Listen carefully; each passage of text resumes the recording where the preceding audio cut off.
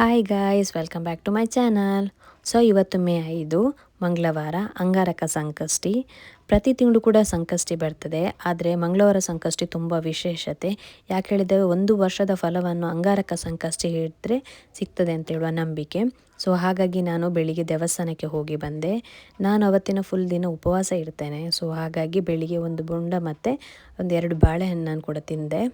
ಅದಾದ ನಂತರ ನಾನು ಊಟ ಮಾಡೋದು ಇನ್ನು ರಾತ್ರಿ ಚಂದ್ರನನ್ನು ನೋಡಿದ ನಂತರ ಅಲ್ಲಿಂದ ಡ್ಯೂಟಿಗೆ ಹೋದೆ. ಡ್ಯೂಟಿ ಕೂಡ ಮುಗಿಸಿ ಬಂದ ನಂತರ ಧರ್ಮಸ್ಥಳಕ್ಕೆ ಹೋಗುವಂತ ಹೊರಟಿದ್ರು. ನಾವೆಲ್ಲರೂ ಫ್ಯಾಮಿಲಿ ಸಮೇತ ಧರ್ಮಸ್ಥಳಕ್ಕೆ ಹೋದ್ವಿ. ಯಾಕಂದರೆ ಅಲ್ಲಿ ಛತ್ರ ಗಣಪತಿ ಅಂತ ಒಂದು ದೇವಸ್ಥಾನ ಇದೆ. ಅದು ಬೆಳ್ತಂಗಡಿಲಿರುವವರಿಗೆ ಆಲ್ಮೋಸ್ಟ್ ಗೊತ್ತಿರ್ತದೆ. ಧರ್ಮಸ್ಥಳದಲ್ಲಿ ಒಂದು ಛತ್ರ ಗಣಪತಿ ಅಂತ ಒಂದು ಟೆಂಪಲ್ ಕೂಡ ಇದೆ ಅಂತೇಳಿ. ಸೊ ನಾವೆಲ್ಲ ಹೋದ್ವಿ. ಅಲ್ಲಿ ಶಿವನಿ ಆನೆ ಕೂಡ ಇತ್ತು. ಅಲ್ಲಿಂದ ಧರ್ಮಸ್ಥಳದ ಹೊರಗಡೆನೆ ಒಂದು ಕೈ ಮುಗಿದು ಅಲ್ಲಿಂದ ಛತ್ರ ಗಣಪತಿಯಲ್ಲಿಗೆ ಹೊರಟ್ವಿ. ಛತ್ರ ಗಣಪತಿಯಲ್ಲಿ ತುಂಬ ರಶ್ ಇತ್ತು. ಯಾಕಂದರೆ ತುಂಬ ಜನ ಸಂಕಷ್ಟಿ ಹಿಡಿಯುವವರು ಕೂಡ ಇದ್ದರು. ಹಾಗಾಗಿ ಛತ್ರ ಗಣಪತಿಯಲ್ಲಿ 8:30ಗೆ ಕರೆಕ್ಟ್ ಶಾರ್ಪಾಗಿ ಪೂಜೆ ಸ್ಟಾರ್ಟ್ ಆಗ್ತದೆ. ನಾವು ಪೂಜೆ ಟೈಮಿಗೆ ರೀಚ್ ಆದ್ವಿ.